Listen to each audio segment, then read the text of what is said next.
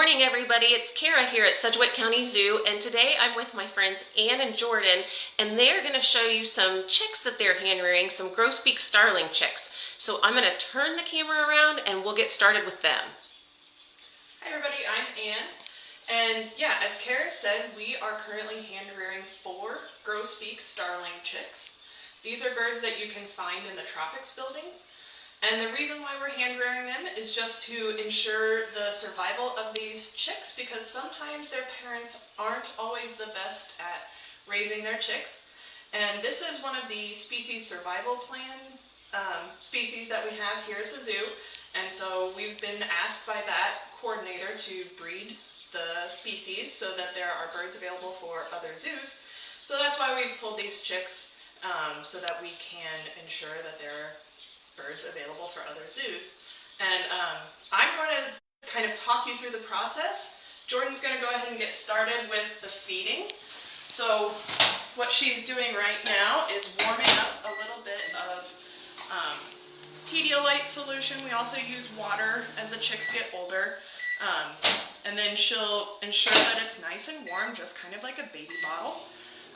We want the food to be kind of body range temperature for the chicks. Since their parents would be delivering that food to them, they won't eat it if it's cold out of the refrigerator. So she's going to make sure that it's nice and warm, but not too hot.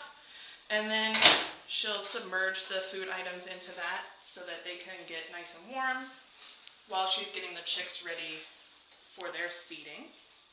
The items she's putting in there right now are parrot pellets that are soaked with water, and then these are chopped up mice pinks, which are young mice. These birds are omnivores, so their parents would be bringing them insects and other small animal items, as well as a little bit of fruit and greens. So this diet replicates that for them. It's got a lot of protein, which babies need to grow and build healthy bodies. So now she's just making sure all those pieces are bite-sized for the birds. It's funny that that was parrot pellet, because through this camera screen I thought it was corn, and I thought that was strange that you'd be giving them hominy or corn. Nope, they are the parrot pellets are they're called parrot pellets, but they we feed them to a lot of birds here. They're a good kind of average pellet that can be fed to a lot of birds. So there they are. These guys are 7 and 8 days old right now. 2 of the chicks hatched one day, and then the 2 hatched the next day, so they are 1 day apart. So if you see a size difference, that's why. Are they all from the same parents? You may have already said that. They are, yes. We pulled all of the eggs out of the same nest box. Unfortunately, we don't know who their parents are, because this species is a communal nester, and so several adults were seen going in and out of the nest box. But we know that they came from our flock. So how many do we have? Right now we have about, I think, 9 individuals out in the tropics, and then we do have 2 chicks from last year that are in the avian propagation facility, waiting for new homes. And I see Jordan is taking their weights and diligently writing them down. How does she know who's who? So each chick, and it might be hard to see in the camera, but each chick has a color marking on its back, and that's just made with a non-toxic marker. And that way we know who is who, and so we can monitor their growth. There's a good look at it. That is red. That's not blood, that's red marker. And so this weight that she's getting at the beginning is so that we know that they're gaining weight throughout the day, but also she's going to weigh them at the end of the feeding, and that will tell us how much food they're taking in at each feeding, so we can make sure that they're active and healthy, because an indicator that maybe a chick is struggling a little bit is that it's not got a good appetite. You know, when I had my daughter, we went to the lactation clinic, and they did the same thing with her. They weighed her before eating and after eating, and it's amazing how much they can take in. Yeah, so these guys will gain, at this stage in their life, about 20% of their body weight every 24 hours. That'll slow down as they get a little bit older, but yeah, they grow massively. And we hope to show you guys that process. We're going to be doing weekly check-ins so you guys can see just how fast they grow. So the next time you guys see them next week, they will look totally different. And April wants to know what their favorite food is. So right now for these guys, they definitely enjoy the mice pinks more than the parrot pellets. I think that's twofold. One, it's a little bit easier for them to swallow than the parrot pellet is. And then two, it's just a little bit more of natural food as to what their parents would be feeding them. The adults, their favorite food is actually insects.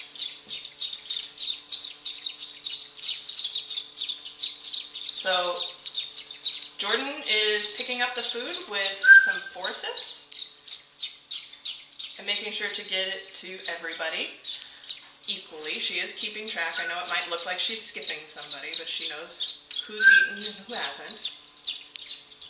And then you'll hear her whistle, and the chicks will gape after that. That is, again, to simulate the parents coming to the box with food.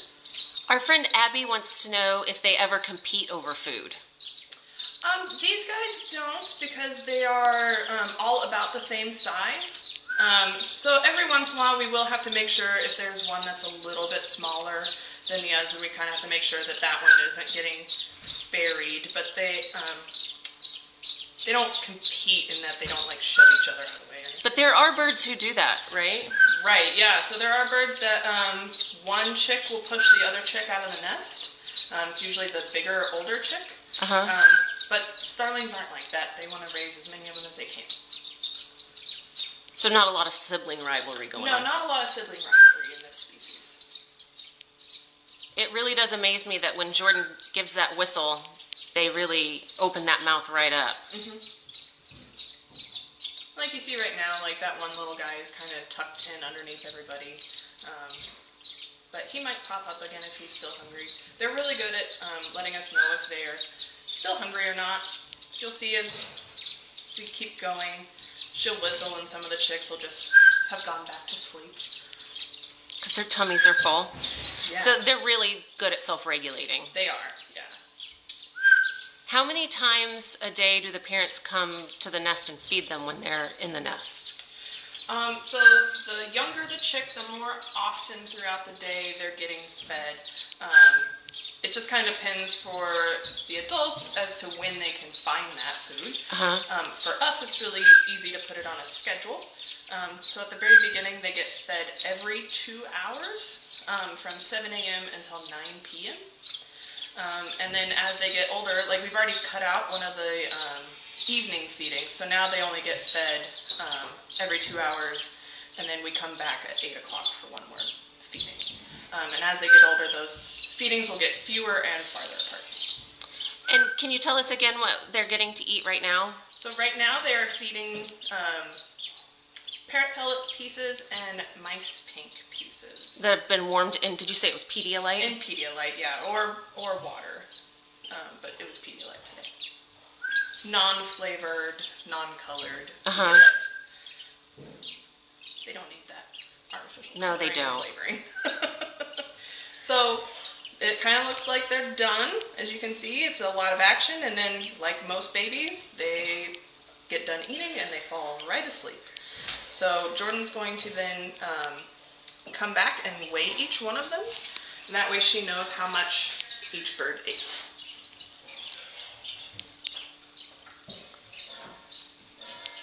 How many other zoos are rearing This grosbeaks? species?